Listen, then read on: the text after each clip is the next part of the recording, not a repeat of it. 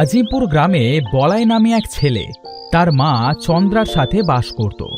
তার বাবা ছিল না।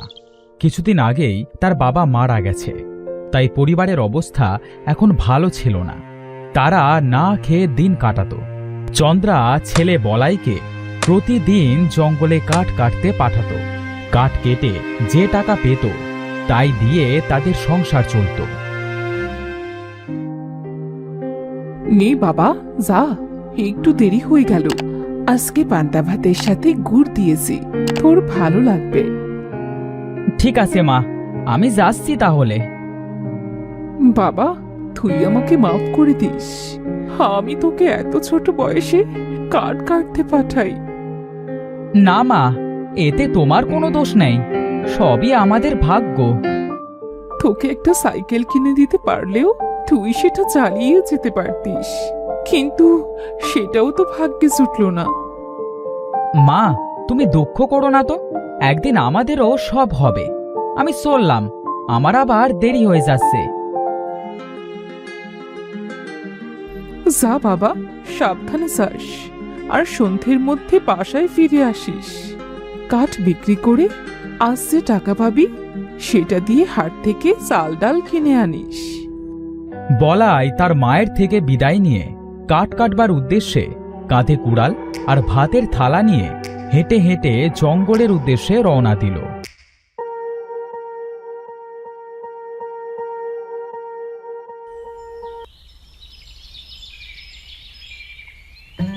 আজ মনে হচ্ছে একটু বেশি গরম পড়েছে। খাবার জন্য যেটুকু পানি এনেছি মনে হচ্ছে না কুলাবে। কি যে করি।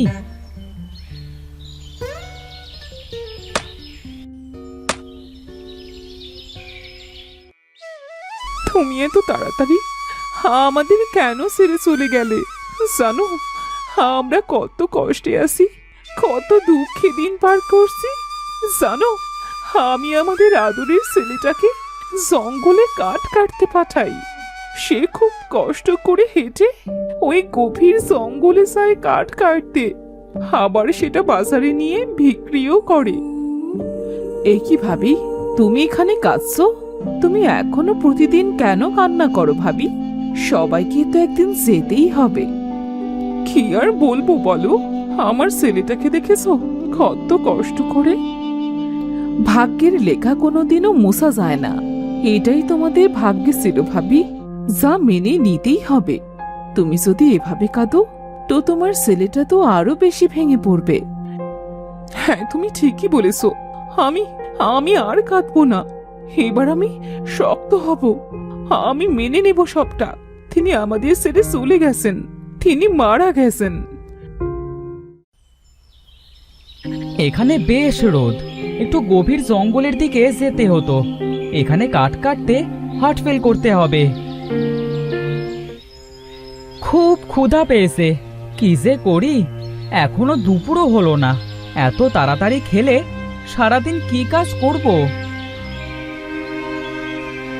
না, এখানে এভাবে থাকা যাবে না।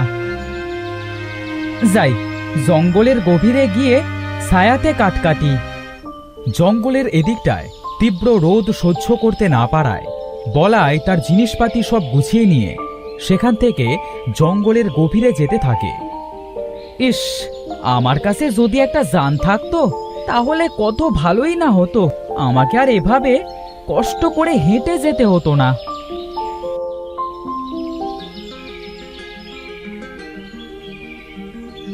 এখানে বেশ ছায়া আছে, এখান থেকে আজ কাঠ কাটি। কাঠ কাটবার মতো ভালো গাছও আছে। বলাই তার খাবার আর পানি রেখে সেখানে কাঠ কাটতে শুরু করলো।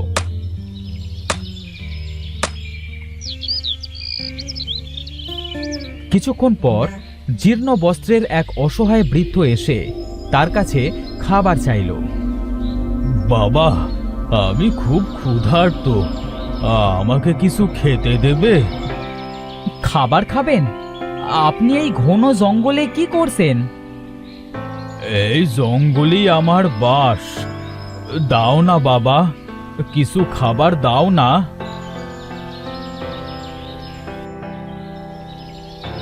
এই নিন, বেশি কিছু নেই, এইটুকুই আছে। এতেই আমার হয়ে যাবে। বলাই নিজে ক্ষুধার্ত থাকবার শর্তেও তার নিজের কাছে থাকা সামান্য খাবারটুকু নিজে না খেয়ে বৃদ্ধকে খেতে দেয়।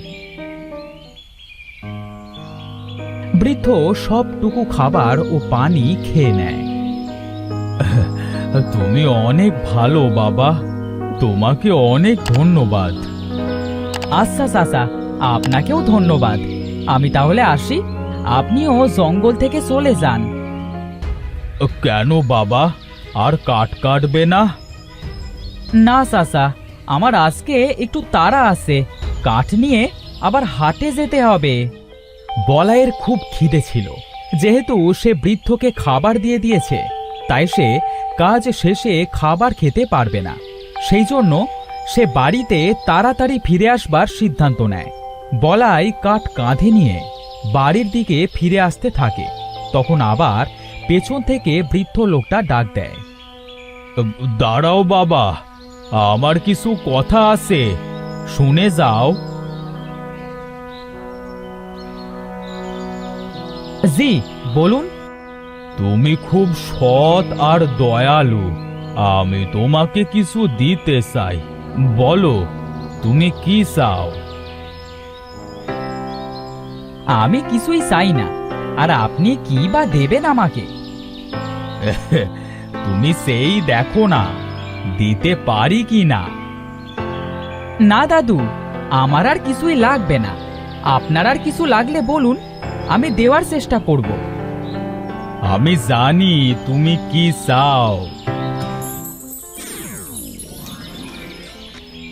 এই নাও, এই সাইকেলটা রাখো, তোমার কাজে দিবে। এ কি, আপনি আপনার হাতে লাঠি ঘুরিয়ে এই সাইকেলটা কিভাবে আনলেন? আপনি কে? ভয় পেও না, আমি তোমার কোনো ক্ষতি করব না। আমি তোমাকে পরীক্ষা করছিলাম, তুমি আমার পরীক্ষায় পাশ করে গেছো, তাই তোমাকে আমি এই সামান্য উপহারটা দিচ্ছি।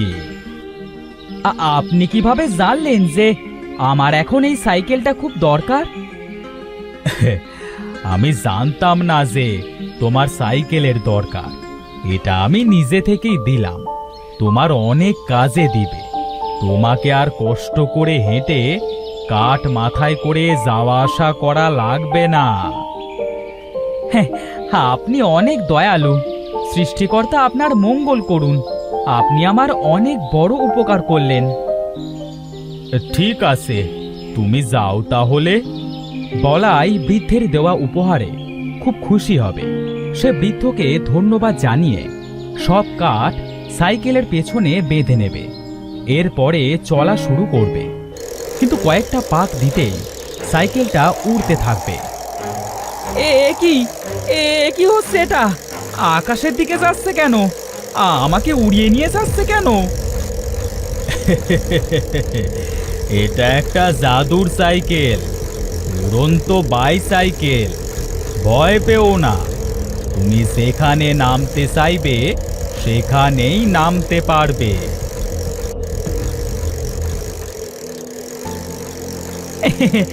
এবার আর আমার কোনো দুঃখ থাকবে না।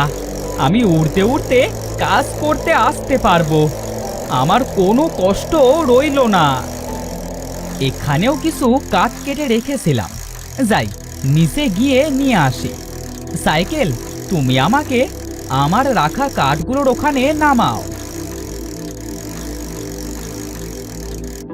এই তো, এবার তাড়াতাড়ি কাঠগুলো নিয়ে আবার আকাশে উড়াল দি।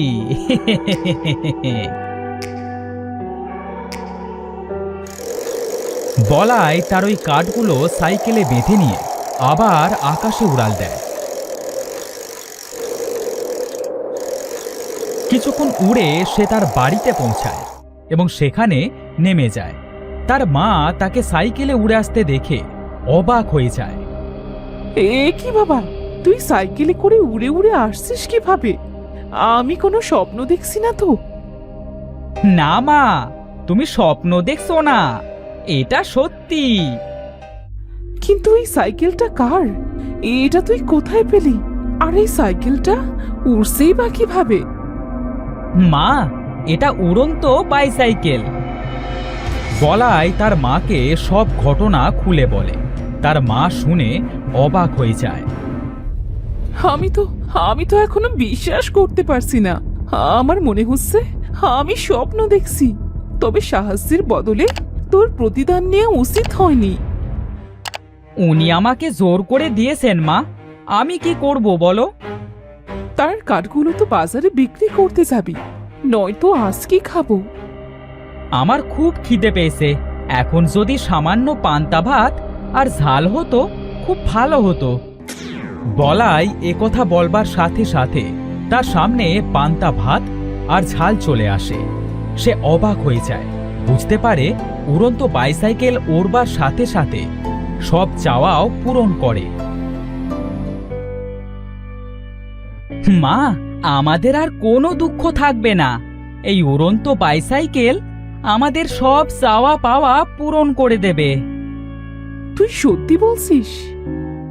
দাঁড়াও, দেখছি।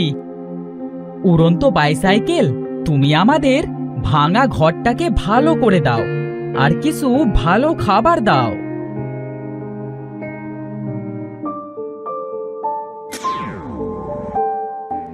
সৃষ্টিকর্তা আমাদের দিকে ফিরে তাকিয়েছেন। এখন আমাদের আর কোনো দুঃখ থাকবে না রে। এখন থেকে আমরা গ্রামের সব দরিদ্র মানুষকে সাহায্য করব আর নিজেরাও ভালোভাবে খেয়ে পড়ে বাঁচতে পারবো। বলাই এবং তার মা চন্দ্রা উড়ন্ত বাইসাইকেল পেয়ে তাদের সব দুঃখ দূর করে। এছাড়া গ্রামের অসহায় মানুষদেরও সাহায্য করে।